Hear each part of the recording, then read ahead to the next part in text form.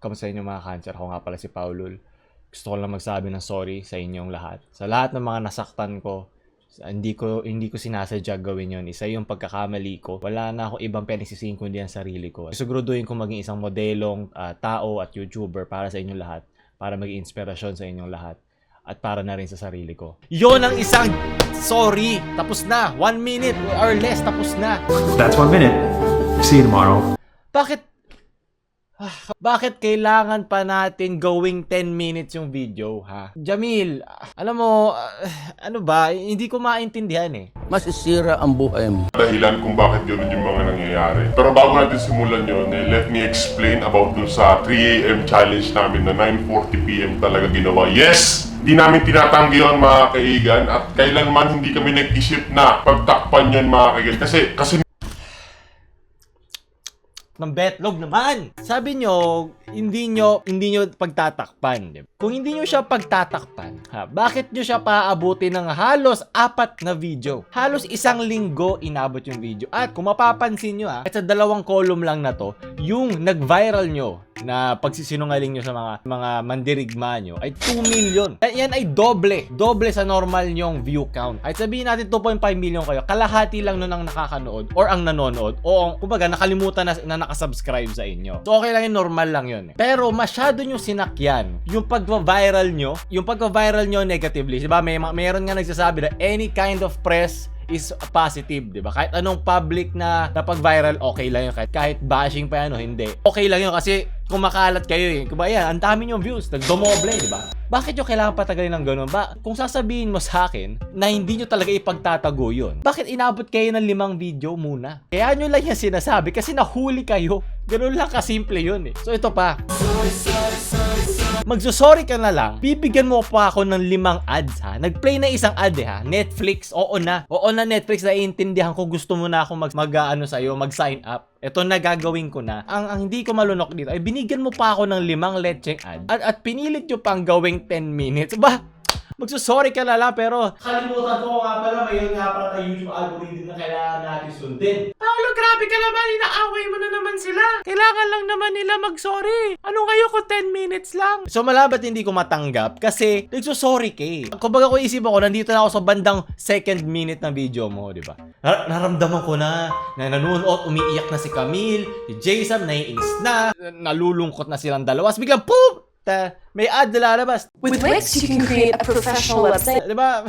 Hindi ko tuloy ma-feel yung pagka-genuine nung sorry dahil doon. Yun yung hindi ko malunok eh. Diba? Kung talagang sorry kayo, wala nang edit. Diretso na, sorry lang. Ganun lang. Pag banda dito sa 8:36, tapos na si Camille magsabi naman kanyang pagsusorry and everything. Inulit-ulit. Kumbaga, dito pala tapos na yung video eh. Pero syempre, YouTube algorithm, kailangan natin paabuti ng 10 minuto yan kahit anong mangyari, wala akong pagi. So ang ginawa lang nila dito, inulit lang nila, sinabi nila, nilagyan lang nila ng black background, 'di ba? At magandang font, 'di ba? Para malinis naman, para hindi naman mukhang pinilit pahabain. Fade in, fade out, 'di ba? Para tumagal. Ang tagal ng fade time papunta dun sa sobrang pilit na kailangan mo lang pahabain para lang makarami kayo ng ads, 'di ba?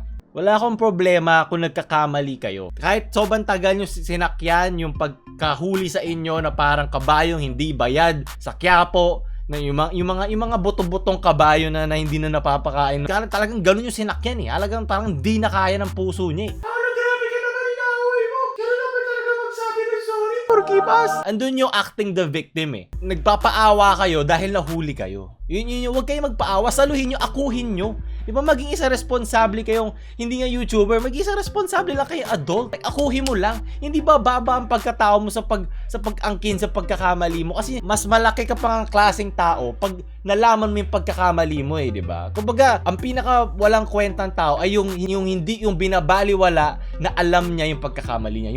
Yung tuloy-tuloy lang yung kanyang panggagago o pangluloko ng tao. Yun ang pinakamababang klase ng tao. Pero kung alam mo sa sarili mo na nagkamali ka at inako mo at hindi ka nagsasabi na maawa na lang kayo sa amin kasi ang daming pera sa tabi ng bangko ko. Yung gano'n, di ba? Kumbaga parang wino-water down niya yung sorry mo to the point na hindi na namin maseryoso, di ba? Kung fan ako ng Jamil at isa ako mandirigma na naghahanap lang ng isang sincere apology, hindi ito yon. Stop playing the victim.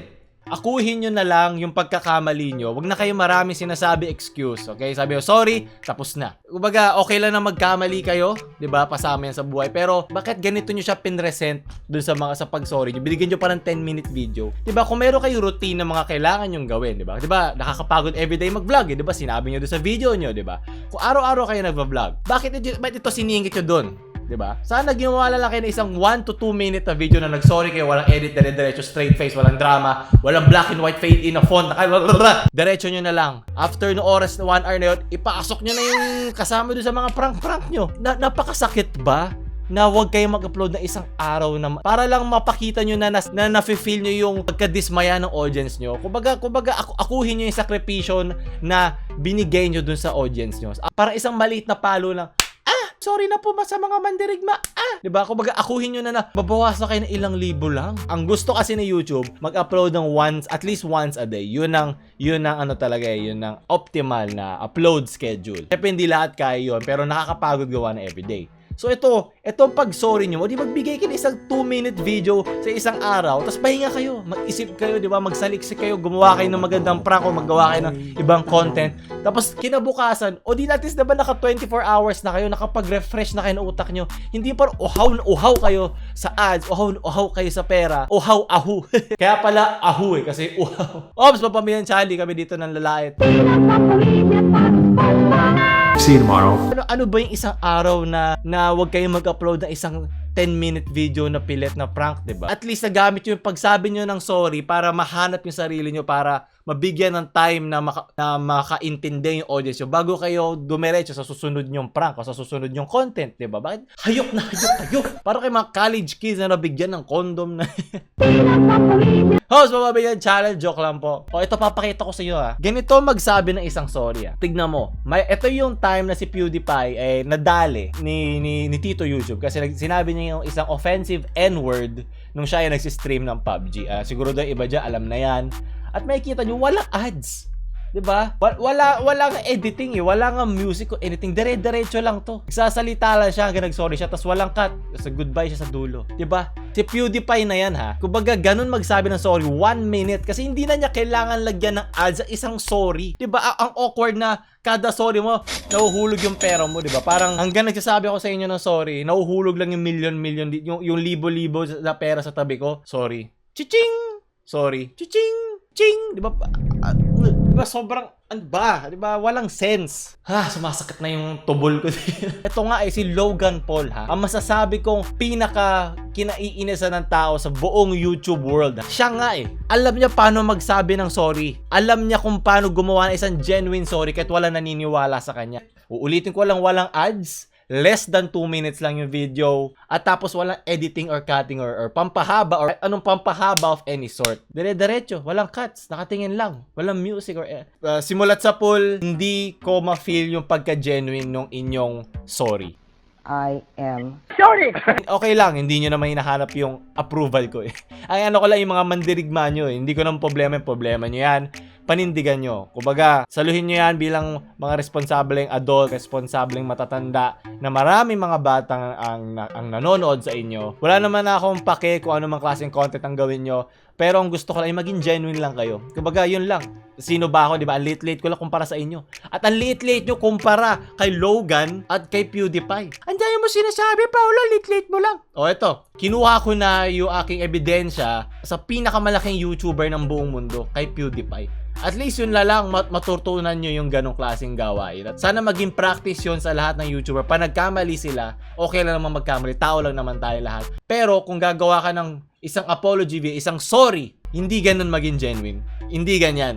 Okay, wag nyo pagkakitaan yung pagsabi nyo ng sorry. Parang nagtampo yung jowa mo, tapos nung sinusuyo mo siya, binibigyan kanya ng tigba 20. Diba parang ganun Tahan na. Sorry na. Diba? Parang, ano ba? At ayoko nang panoorin yung ads nyo.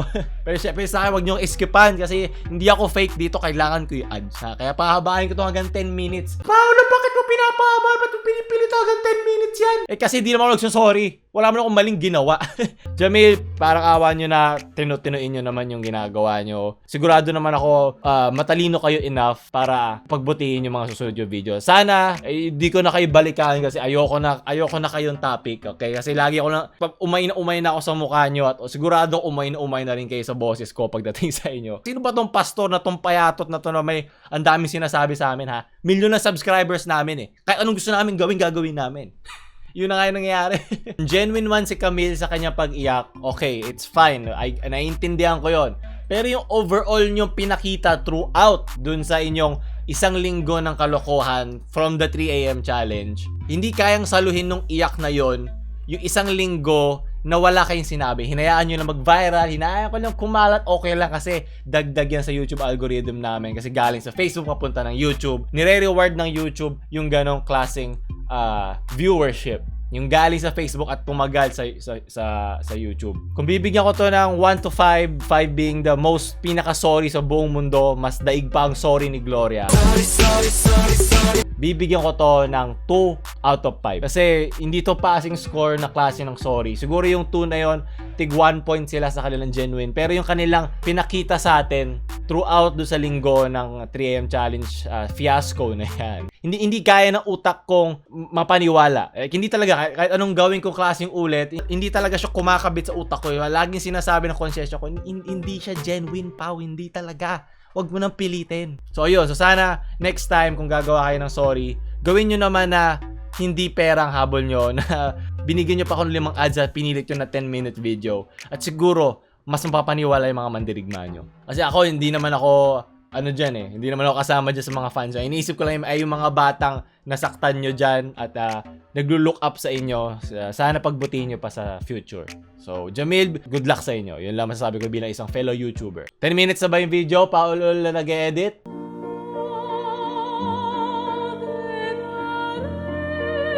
Very good. Paulul, out.